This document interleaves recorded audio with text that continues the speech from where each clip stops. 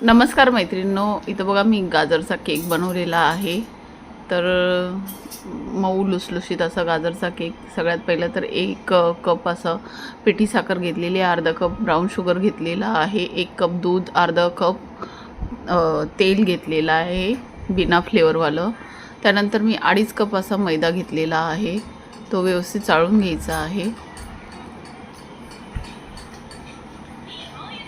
तर बघा व्यवस्थित मिक्स करायचं आहे। आता त्याला इथं मिल्क पावडर घेतलेलं आहे, 3 चम्मच एवढी मिल्क पावडर घेतलेला आहे, बेकिंग पावडर अर्धा चम्मच, बेकिंग सोडा त्यापेक्षा थोडासा कमी, आणि इथं थोडंसं कंडेन्स मिल्क पण टाकलेलं आहे माझ्याकडे होतं म्हणून।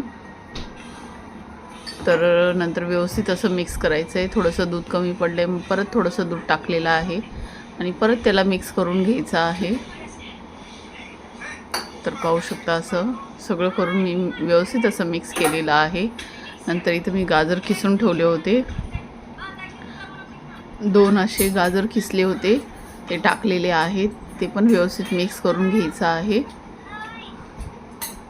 तर बॅटरमध्ये व्यवस्थित असं मिक्स करून घ्यायचं आहे। तर खूप मस्त असा केक आहे, तुम्ही पण नक्की ट्राय करा हा केक, खायला पण खूप टेस्टी लागतो। तर इथं टीन तयार करायचा आहे।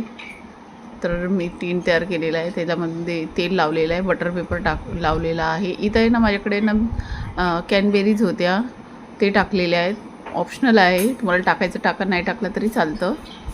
तर पाहू शकता असं मी आहे ना टीनमध्ये सगळं बॅटर टाकलेलं आहे। 2 टीन झाले होते माझे, एवढं वरून थोडंसं बेरीज टाकलेले आहेत, तुम्ही तुटी फ्रुटी पण टाकू शकता।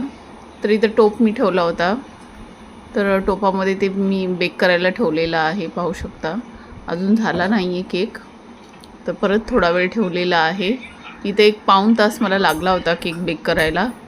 तर आता बाहेर काढून ठेवलेलं आहे, थोडंसं थंड होऊ द्यायचं आहे, नंतर आपल्याला त्याला कट करायचं आहे। तर मी तुम्हाला कट पण करून दाखवते। तर माझी ही रेसिपी आवडली असेल तर लाईक, शेअर, सबस्क्राईब करायला विसरू नका। कमेंट करून सांगा की तुम्हाला कसा वाटला हा केक। तर केक तर आता सगळेच बनवतात। तर बघा मस्तच अशी पीस झालेले आहेत, मी तुम्हाला एक तोडून पण दाखवते। मऊ लुसलुशीत असा केक झाला होता, खूपच छान असे। आता गाजरचं सीझन आहे, मस्त एक नवीन नवीन रेसिपी बनवायची आणि खायची। पाहू शकता हा दुसरा पण केक खूप छान झाला होता बघा। चला तर मग या तुम्ही पण खायला, बाय।